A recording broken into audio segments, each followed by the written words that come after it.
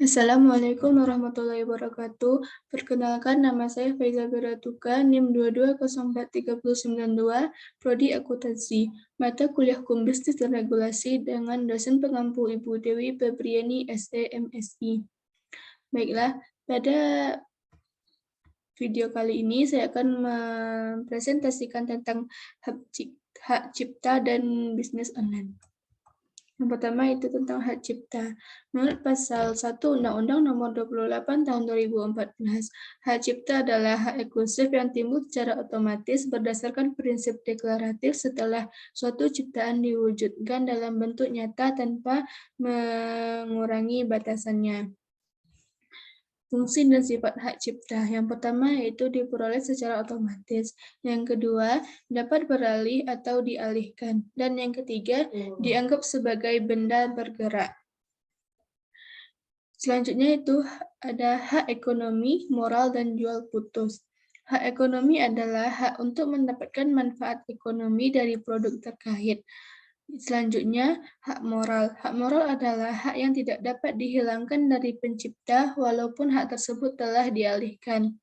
Selanjutnya, hak dalam jual putus, yaitu hak yang kembali ke penciptanya jika telah mencapai 25 tahun, sama halnya dengan pelaku pertunjukan.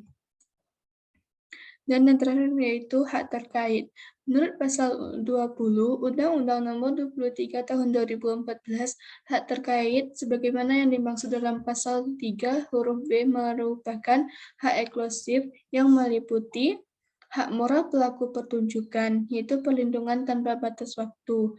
Hak ekonomi pelaku pertunjukan diberi perlindungan dan berlaku selama 50 tahun sejak difikasi. Dan hak ekonomi prosedur fonogram diberi perlindungan dan berlaku 50 tahun sejak difiksasi. Dan yang terakhir yaitu hak ekonomi lembaga penyiaran diberi perlindungan dan berlaku 20 tahun sejak pertama kali disiarkan.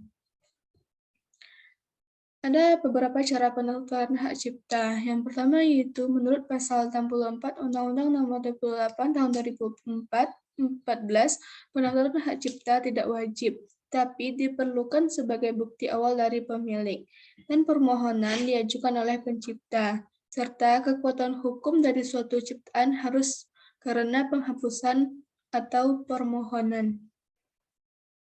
Selanjutnya itu tentang pengertian bisnis online. Bisnis online adalah kegiatan bisnis yang dilakukan di dunia maya dengan bantuan internet atau e-commerce. Prinsipnya sama seperti menjalankan bisnis online, tetapi pemasaran dilakukan melalui internet.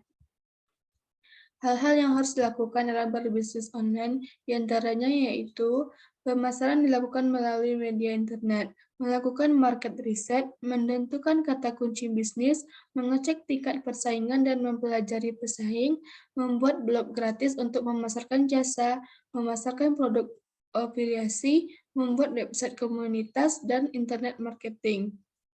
Selanjutnya, yaitu aspek hukum dalam bisnis online. Yang pertama, Undang-Undang Perdagangan. Undang-Undang Nomor 7 Tahun 2014 tentang perdagangan mengatur segala sesuatu tentang perdagangan, termasuk perdagangan melalui media internet. Perihal bisnis online, Undang-Undang Perdagangan juga sudah secara spesifik mengatur dalam pasal 65 ayat 1-6. Selanjutnya, Undang-Undang Republik Indonesia Nomor 8 Tahun 1999 tentang Perlindungan Konsumen dan Undang-Undang Informasi dan Transaksi Elektronik atau Undang-Undang ITE Pasal 1 Ayat 2. Selanjutnya itu tentang kelebihan dan kekurangan bisnis online. Kelebihan bisnis online yaitu yang pertama, jangkauan luas dan tak terbatas.